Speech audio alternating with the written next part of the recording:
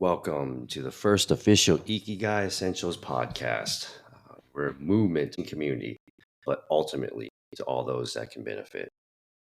So today we're going to launch the official first podcast from Ikigai Essentials. We're going to officially launch what we call the Holistic Health Essentials.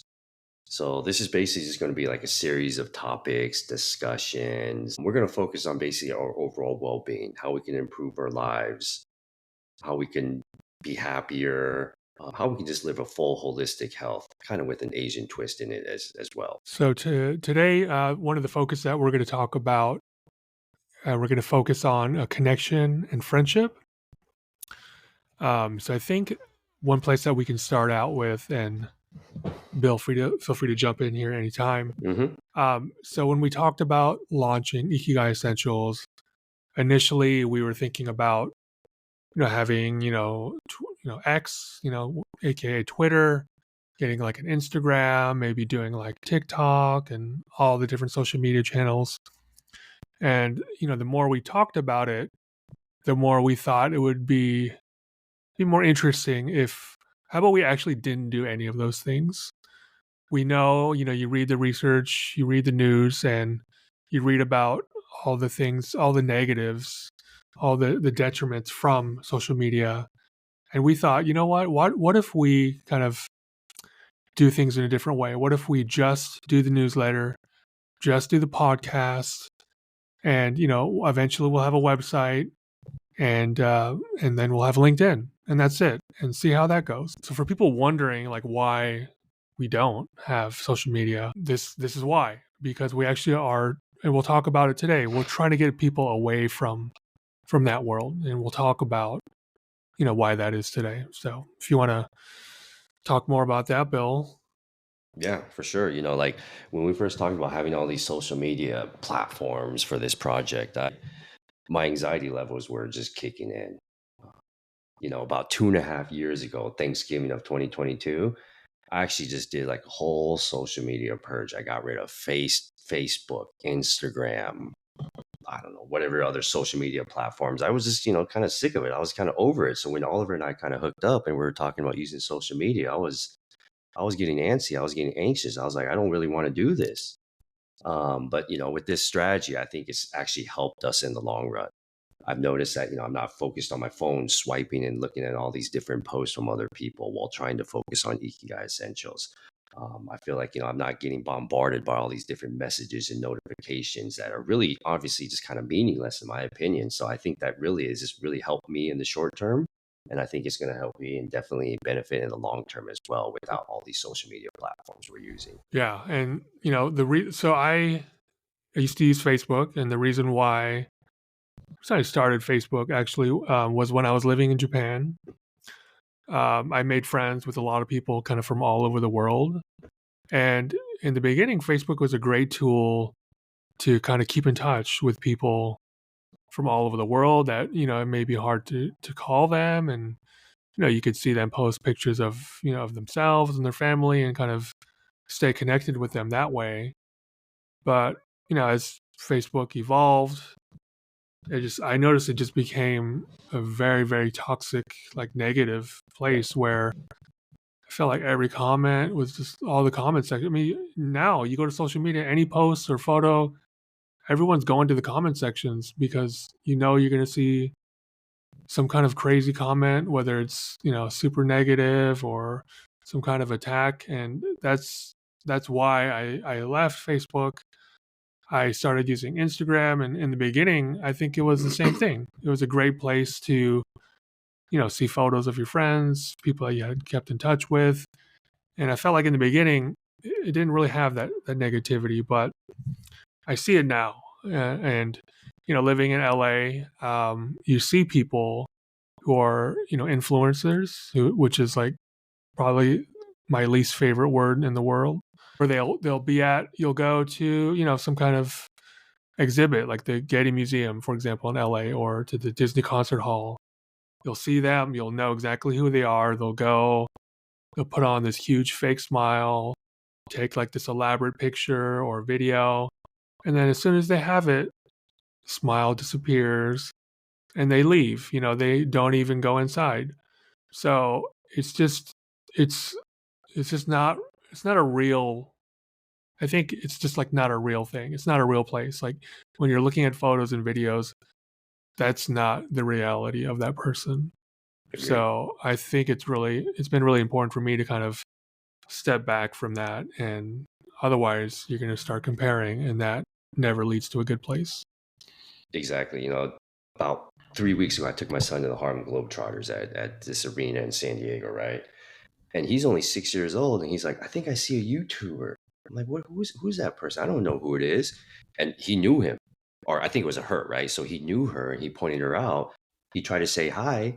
They were all smiling on the camera with their phone up, posting whatever they're posting. But when it came back to saying hi to my little 6 year old, they just walked away. I feel the same from y'all. I started Facebook, I think it was probably 12, 13 years ago. Actually, that's how I could communicated with it was my girlfriend back then, it's my wife right now, but I met her in Hong Kong. We exchanged Facebook profiles. I never had Facebook. When I came back to the US, I signed up for it just to contact her, just to communicate with her. It was great because during that time it was easy, it was convenient. It was kind of cool to keep in touch and see different photos of what she's doing and what I'm doing since we're so far away. But after a while, I started knowing a lot of negativity. It started getting toxic, right? People were just kind of commenting left and right and trying to go viral, and just starting to get to a point where I don't think these people are really true. I don't think they're real. I think they're putting on a facade just to be on social media and just all the posts that they're putting up there. Yeah, yeah. So, I totally agree. So yeah, we'll see. We'll see how this goes. Hopefully, kind of people can understand, our approach, kind of why we're doing this. Otherwise, we're going to be posting stuff that we just think people will like, or maybe will gain interest. Whereas in the podcast and the newsletter, we can really kind of stick to things that we are interested in and that we feel will help people. I think the reason we want to kind of kick off with this topic is I feel like Oliver and I are kind of in a different phase in life now as we get older, right? We both have kids. We're, a little bit older than we were before, hopefully a little bit more mature, but kind of at this point where we need to focus on ourselves and our families and our well-being rather than focusing on what other people are doing. And I think that's kind of where social media has become toxic, is people are so focused on the outside world instead of what really matters at the end of the day. Yeah, totally agree. So I've been, I've been looking a lot. I read a lot of the news, and a lot of what is said when we talk about like mental health and kind of being healthy in that way is it's like connection, like real, true connection, and what be like friendships and things like that. Um, I've always found it really hard to maintain friendships. So coming from the small town that we're from, I still talk to a couple people from high school, but not that many. And then I've pretty much lost connection with all the people I met overseas that were on Facebook. I pretty much don't talk to any of those people anymore. And unless you grow up, I think, in one place and then you go to college in one place and you work in one place, I think it's kind of hard to maintain friendships as you get older, especially as once you get married and you have kids, because your social circles totally change. Do you think being Asian American plays a big role in that, Oliver? So I think maybe. So like in LA, okay. So like I live in LA now, but I'm from a pretty small town in Washington, Spokane, Washington. So it's a different dynamic. I think Mm-hmm. in LA, you tend to see Asians hanging out with Asians. I know for me growing up, that was impossible. There just wasn't enough of us, right? So Mm-hmm. I just never really, I guess I never really had an opportunity to do that, but I'm not sure if I was ever drawn to doing that either. My parents were always very adamant about kind of fitting in, I guess, and kind of just living that American life. So I think in some ways there's kind of a push and a pull of who am I supposed to be friends with? Who am I Mm-hmm. supposed to be hanging out with? If there's a bunch of Asians hanging out together, what does that mean? What do people think? So I think that's a little bit maybe unique to our situation. Fair enough. I feel the same way. One thing that I've noticed is being an Asian American, especially an Asian American male per se, it's you kind of have this chip on your shoulder, kind of have this expectation of you need to be like kind of a manly person. You need to be more masculine, right? It's more difficult to open up and communicate and, like you said, connect with people. So I kind of feel that that's kind of what's attributed to my situation that I'm in. Having social media out there, that kind of made it worse because you kind of see, like you said, in LA, I used to live in the Bay Area. Now I'm in San Diego. You still do see a lot of Asians hanging out with Asians. You go to different areas, there's tons of Asian people there. And I kind of think to myself, am I in the right area? Do I fit in with those people? Because growing up, I really never hung out with those Asians as a kid. But now I see that all around, and especially seeing that on social media, it just kind of made it a little bit more difficult to accept and to grasp and to kind of fit into those situations. Yeah, and I think also, I don't know, like I don't feel comfortable. Like if I see when I go to the gym in the morning, if I see like an Asian person working out, I would love to be able to just like go in there and just like give him a fist bump and be like, what's up, Asian? I'd love to be able to do that, but I don't feel comfortable doing that, and I don't think the other person would feel comfortable. I could be wrong. I hope I'm wrong, but there's just like not that that kind of that gel or that glue, that kind of, I don't know. I just don't feel as united maybe as we could be. True. So I think that's, I don't know. I don't know what to make of that. What do you think? I don't know. It's a tough one because I kind of feel opposite. I feel like I can approach those people. I should approach those people. And most of the times I do, but maybe they don't accept it. But I don't see that. But I kind of feel opposite from you. I feel like I'm more willing to do that. Maybe it's just because I want to fit in more. Maybe it's just because, I want to be accepted by that crowd. I just don't know. I wonder if like other like ethnic groups like have like these kind of conflicted feelings. I wonder. Yeah, that's a Um, good point. yeah, but yeah, I was actually in Columbus, Ohio last weekend. So I'm a part of this thing called the Pump Club. It's through like Arnold Schwarzenegger like created this app. Basically, it started with a newsletter, and his whole thing was he's trying to create like a village of people as like a positive corner of the internet, basically. So everyone there, it's all about positivity and kind of just like pumping each other up. There's like different workouts and like nutrition and things like that. And then, so he does a sports competition in Columbus, Ohio every year. And so there was like a meet and greet with other people that were subscribed to the newsletter and to the app. Um, so yeah, I was there for the weekend, and yeah, there was like no Asian people there. I'm thinking about it now. I didn't really think of it at the time, which is kind of interesting because I think just like my upbringing and just being used to that, I guess, just being Hmm. used to not seeing Well, especially being in Asian LA, people. right? You see them everywhere. Yeah, I don't know. I mean, just desensitized, but like just going to Ohio, like yeah, it was few Asians. I mean, I can't even remember seeing any, to be honest with you. So, but just like just seeing that. But one of the things that we did a meet and greet, and we were able to ask questions to Arnold, and it was really interesting because, and well, actually, this is one of the pillars, one of the holistic health essentials that we'll talk about later. But a couple people in the group, they stood up. Most of it was about fitness and nutrition, but a couple people stood up and were like, I was actually in a really dark place when I found the app and the newsletter.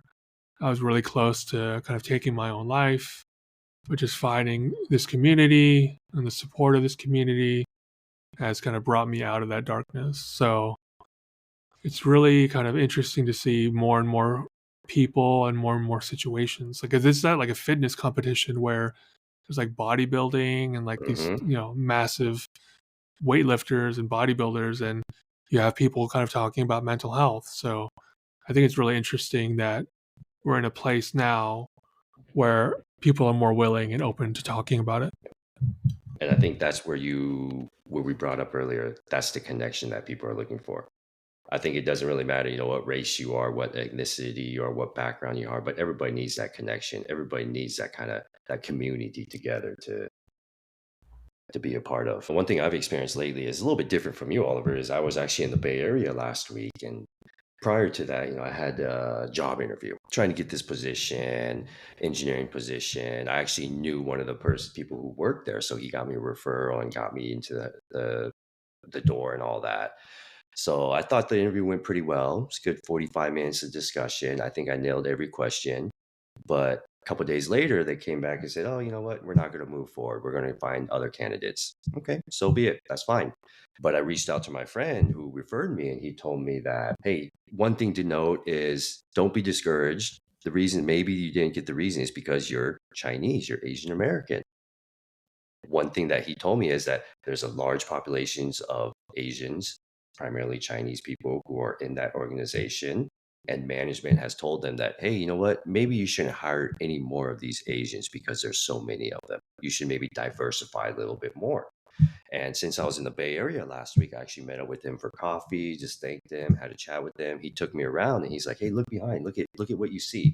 And literally 95% of the people just sitting at those desks were Asian Chinese people.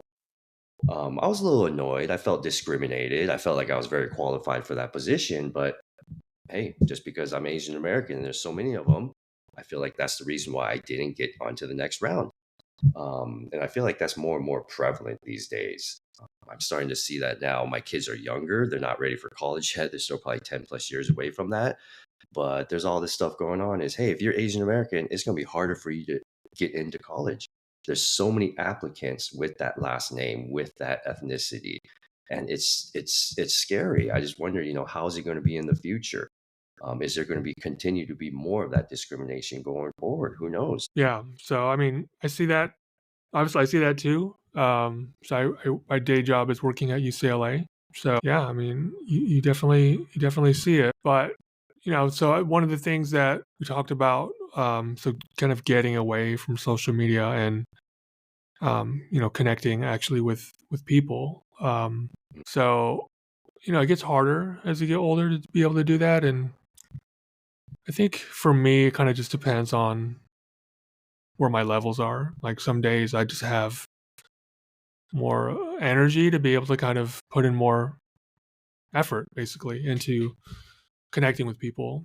I think it can be as simple as so I used to be a part of this program called Made For. It was founded by this former Hmm. Navy SEAL, and so they had different kind of tenets of human evolution basically, and one of them was actually connection. So what they do is for the month they have you focus like strictly on connection. You don't think about anything else that's in the program. So one of the things that and there's always like an exercise that you put into practice in your daily life. So what they did, and it was really interesting, and it actually made a huge difference, was in the morning when you wake up, basically make eye contact and say good morning to the first 5 people you come across. And I did that for the month, and it's incredible, like the effect that has on not just you but the other person. Because sometimes because when you make assumptions about people. Like I usually did this when I was walking my dog in the morning.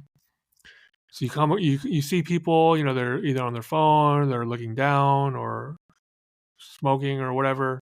And whatever they're doing, you make an assumption about the type of person they are. The nice thing though is like once you try, and you can't make eye contact with everyone, it's not possible, but you try. But the nice thing Hmm. about putting that effort, trying to make eye contact and say good morning, is that basically that assumption you had is pretty much wrong every time. So I've actually met like the nicest people, kind of doing this, and you see the effect just being noticed has on people. It's incredible. Um, their eyes kind of light up, and they're like, "Oh, you." It's almost like, "Oh, you notice that I exist." Yeah. It's like you bring them out of like this trance that they're in, and I think when we talk about connection, it can be something as simple and as small as that, as just saying hello to people on the street. I do Definitely. it. I actually that's something I'm actually pretty good at doing. Is saying hello, and I think that might be some of my Japanese heritage because you just say good morning or good afternoon or good evening to people you see. It's just kind of what you do. You can't do it obviously in like the streets of Tokyo Yeah. because that would be your whole day. But you kind of do that, and when you're in a bigger city, it's harder to do because there's so many people and it's easier to ignore them. But that's something that I would highly recommend. So anyone who's listening who feels disconnected from others or from society or from daily life even is to just try that. Just the first 5 people you see in the morning, try to make eye contact and just say good morning and just see how it makes you feel. And I guarantee it will kind of change the way you think about people. You still do that today, Oliver? I'm actually going to try that tomorrow morning when I wake up. Try I'm it. going to Try try it. that. Yeah, absolutely. Try it. And just kind of Definitely. just see how it makes you feel. Just pay attention to the reaction from the other person. Sometimes, they'll Yep. either not notice you or they'll not say anything. But sometimes it's like they're just like so surprised that someone talked to them that they don't have words. So they won't say anything. And I think you just kind of have to be okay with that. I think when I was kind of at the peak of my mental health, I would say it was when I was doing that every day. Mm. So it's not something that I've been doing recently, but it's something that you can just do. You don't have to like wait until tomorrow or Monday or whenever that is. So yeah, I'll do it too. I'll try again tomorrow. Maybe we can our next podcast we can talk about this little experiment and we can talk about kind of how that went for both of us. Yeah. One thing I've been doing is I feel like everybody nowadays, they just text people. It's like send a quick text. That's it.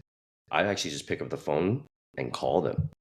That's what I've been doing. I kind of get the same response that you were saying, Oliver, is like people are kind of surprised to hear from you. Like, oh, this is Bill calling? Like, he usually texts, but he's calling me today. Something, they kind of feel special. They kind of feel like, they're being paid attention to. So I've definitely seen some of that as well. But I'm gonna just definitely try that. Wake up, first 5 people, say good morning to them and see how they react. And I think that's another thing. It's kind of a lost art now is talking to people face to face. Everybody's so glued to their phones nowadays. You can do anything on your phones, right? You can FaceTime them, you can text them, you can go on social media, whatever it is that you want to do, but the art of speaking to somebody is kind of lost. And I think that's why, we need that connection back. People are feeling lonely. People are so glued to the phone, so glued to their laptops and iPads these days. You need that communication and connection with real people. Yes, absolutely. Yeah. Speaking of connection, I was actually thinking about this, like talking to some friends about dating, all of that. I know some people who's, single, who's back in the market, trying to find their significant other, but they're struggling with that. I don't know if it's because they're getting older or it's their background, whatever it may be, but I feel like there's a lost connection there as well. Maybe it's all tied to having all these phones and social media, just being digitally connected all the time. But I just see that more and more these days, especially at my age. Yeah, yeah. I mean, no, I think there's some things like culturally that have changed, right? I think some people are just like there's a little bit of like apprehension about approaching someone. I think, True. um, and it hurts less to get rejected on social media or over like a dating app, right? Like if they'll just like never like not talk to you, right? They'll just ghost you, right? I think people are more used to that than being told to your face like no or I'm not interested. Um, but that builds resilience, right? So if you aren't able to kind of take rejection directly, it's going to happen eventually. And then Hmm. how are you gonna react when it does happen? But yeah, I mean, I think everyone. I think it's normal now. People use apps more than in person. I'm guessing. I'm not really sure, but I think it's definitely harder for certain groups. I mean, if you look at the just like the data for Tinder, for example, Asian men Hmm. are the least likely to find a match, right, on Tinder. And I believe it's African American women are the least popular ethnic groups on dating apps, whereas I believe white I think it's both white males and females outperform or close to outperform every other ethnic group on dating apps. So, how do you win, right? Like Hmm. how do you get ahead? How do you find success if the app is going to tell you who's interested in you and who's not in real life? There's the scary to get rejected by people. So like what do you do, right? True. Maybe nothing. Maybe you don't do anything and you're safe, right? You don't have to worry about being rejected if you don't take any action. That's a good point there. That's a good point. I mean, do you think social media is playing a major role in people fearing rejection? Because I feel like I've seen that in the past, especially with me, is I feel like I see people on social media all looking good at the sunny beach, driving a nice car, whatever it may be. I kind of feel like, why can't I be like that? I kind of feel rejected or deflated at the end of the day, kind of seeing that. And that's kind of what led me to my social media purge. I just got rid of all of it. I was just kind of sick and tired of seeing all of that. Yeah. So I mean, I think that what interests people on social media, it's always going to be people who are doing better than them or people that are doing worse than them. There's no interest in people on the same level as you.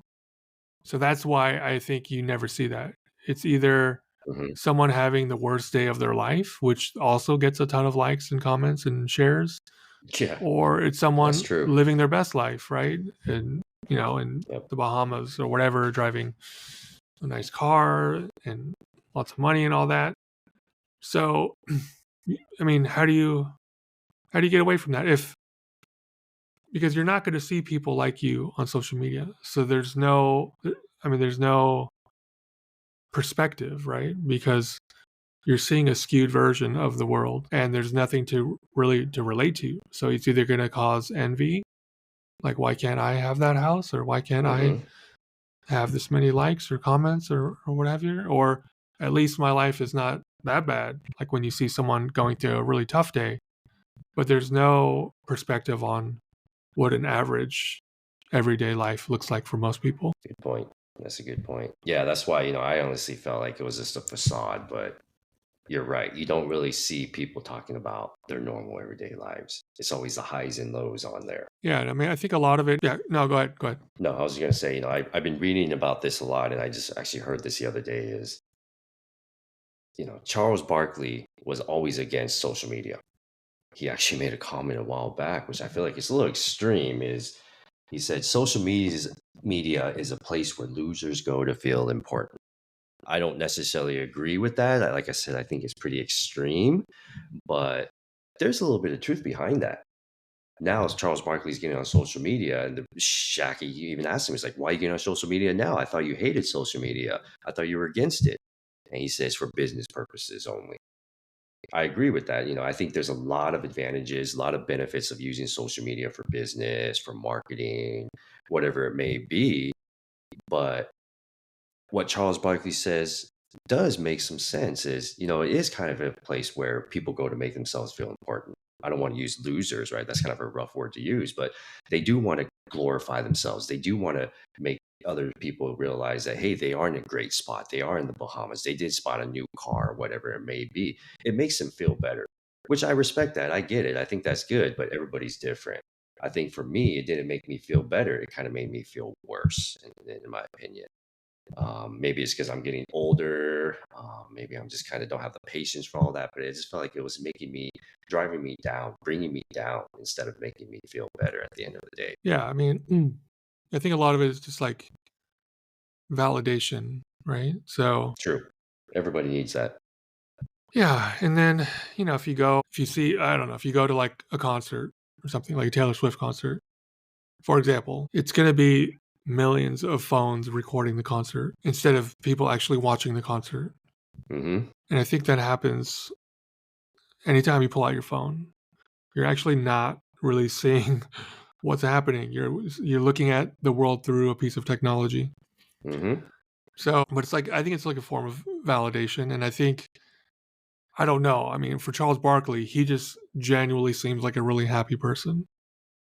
So he doesn't seem like a person who needs to be validated. And once you can get to a place where you kind of love yourself or are comfortable enough with yourself to not need validation, I think that's where we all should try to, or that's where I definitely strive to be. Because otherwise, that's if you don't have that amount of self confidence, that's when you're comparing yourself to others. When you're posting a video to other people and showing them, where you've been or what you've seen or the important people you've met or the great concert you went to, because you want people to say, oh, it's amazing, like, oh, I didn't know you went Yeah. to that, or it's amazing. So you kind of fill that void that's missing inside of you with validation from others to kind of fill you out. So I'm definitely not there, but I think that's something that I've noticed that we need to I think we have to start at home, right? You gotta clean your home before you tell people to clean their homes. You gotta be in a good place first before you could really get perspective and kind of understand what's happening and kind of be able to cut through a lot of that stuff, whether it's a post on social media or what. Understanding that's what it is. It's someone doing a certain thing for a certain purpose. But unless you're in a good place internally, I think it's really hard to see the difference. Hmm. You mentioned it earlier too, is everybody's looking for those comments. I was like that too. When I made a post of whatever picture or whatever post I put out there, I was waiting for those comments. I wanted person A to comment this. I wanted person B to comment that. But at the end of the day, it doesn't really matter, right? And I agree with you. I'm not there yet either, Oliver. I want to get there. I want to get to a spot where I'm happy. I want to get to a spot where Charles Barkley, where he doesn't need all those things. I know you do too, and I think that's the main goal of Ikigai Essentials, and especially this holistic health essentials platform that we're kicking off. We want to have those tips.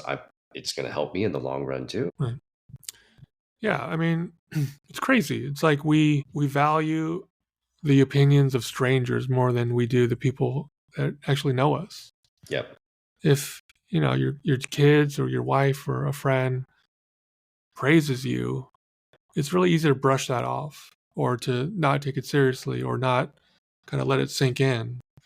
But if a stranger comments on your photo and says, "Oh, it's amazing," in a weird way, it almost makes you feel better, which is Yeah. crazy. It's like, why is that? Why do we, the people that are the most important to us, we treat them almost like they're the least important to us, at least like their opinions or how they validate us. So that's kind of one of my personal goals, through this podcast and through our newsletter. And when we start bringing on guests eventually and kind of hearing more about what they have to say and learning from them, that's kind of one of the journeys that I want to embark on. Me too. Because one thing is, you say those comments from the loved ones.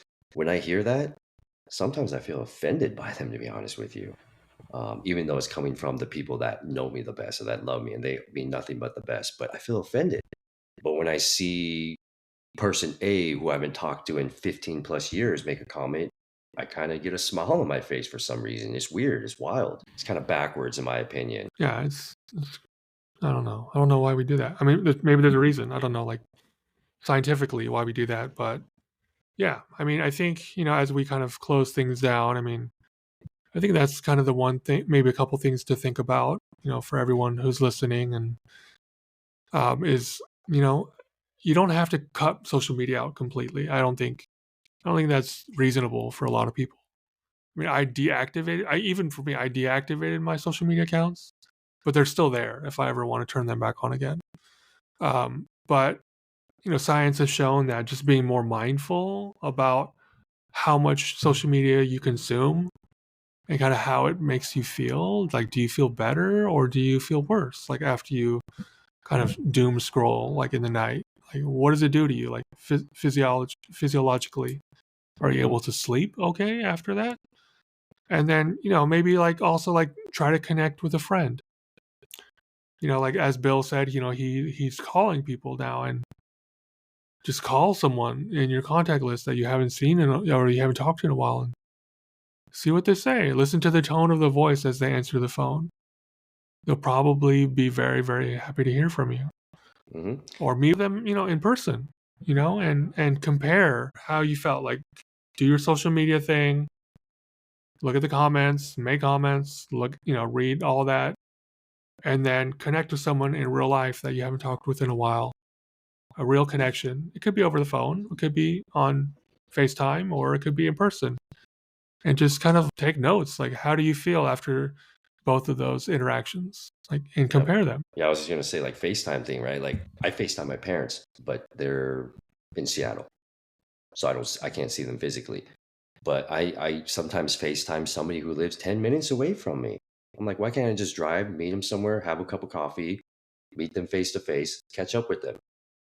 That's definitely something I'm trying to do as well. Is just to build up that network. Like one thing you mentioned, Oliver, you deactivated all your social media accounts.